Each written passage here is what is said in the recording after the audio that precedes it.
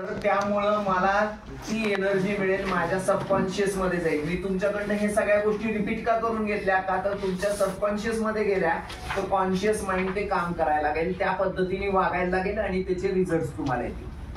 हा कागद तुम्हाला प्रत्येकाला आपल्या घरामध्ये आरशा शेजारी चिटकून टाकायचा आहे आणि आरशा शेजारी चिटकवल्यानंतर आरशा शेजारी दररोज सकाळी आणि संध्याकाळी झोपताना उठल्या आणि झोपताना त्या आरशा शेजारी उभं राहायचंय आणि ह्यामध्ये जे जे लिहिलंय ते दररोज वाचायचंय। आता आपण ते वाचणार आहोत। याच्यामुळे काय होणार, तुमची सकारात्मकता वाढणार आहे, तुमच्या सबकॉन्शियस मध्ये जाऊन बसणार आहे की मी जे करतोय ते मला अचीव झालंय, ते व्हिज्युअलायझेशन लवकर रिॲक्ट होईल आणि त्यामुळे तुम्हाला चांगले मार्क्स पण पडतील आणि तुमचा तणावही कमी होईल। लक्षात आलं?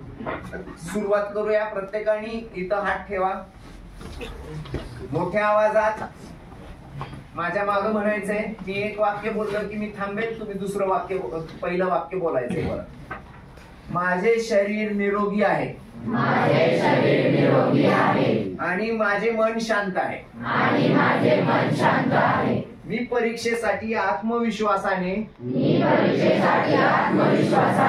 आणि सकारात्मकतेने तयारी करत आहे, माझी स्मरणशक्ती मजबूत आहे, मी शिकलेले सर्व गोष्टी मला लक्षात राहतात, मी संतुलित आहार घेत आहे, जो माझ्या शरीराला आणि मेंदूला ऊर्जा देतो आहे,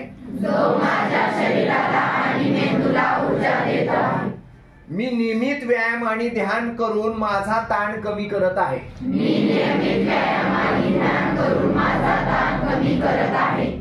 मी एकाग्रतेने अभ्यास करतो आणि वेळेचे योग्य नियोजन करतो,